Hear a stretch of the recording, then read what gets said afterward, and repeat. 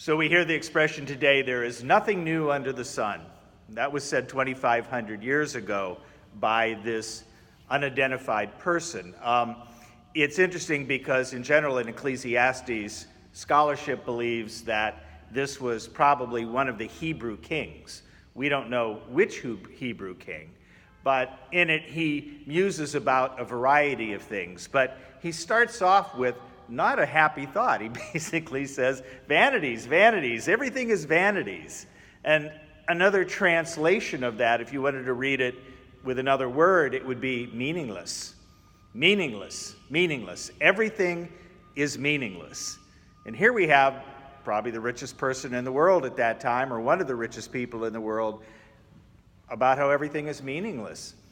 And if you think about it, in many ways that's true. We can keep getting a newer iPhone, but eventually our eyes aren't going to be such that we're going to be able to read it. We can keep getting a better car. Someday we're not going to be able to drive it. We can keep getting bigger and better houses. And someday we're going to be carried out of that house feet first. And so we constantly push for all of these things that seem to give us make us happy. And here's a man 2,500 years ago, a king, saying it's all meaningless. It doesn't mean anything. In our New Testament reading, we hear about Herod Tetrarch.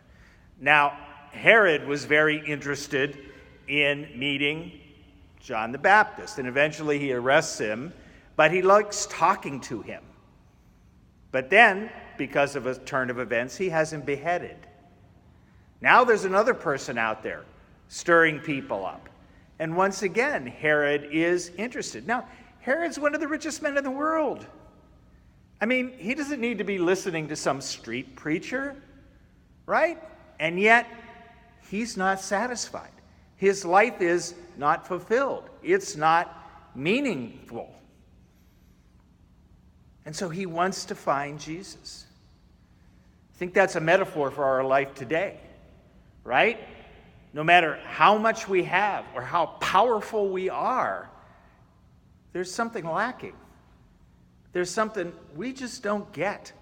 Our life isn't what it's quite supposed to be. You know, when we go through our days and we get to the end of the day and, that was a really good day, but there's just that little, it's not all there. There's something missing. And this king, this Hebrew king of 2,500 years ago, realized it. And Herod Tetrarch also realized it, that there's got to be something more. My brothers and sisters, the fact that you're here today at Mass bespeaks the fact that you know there is something more, and you know where to find it.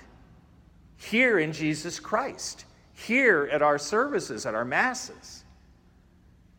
Because eventually, everything else, including this world, will disappear. What will be left?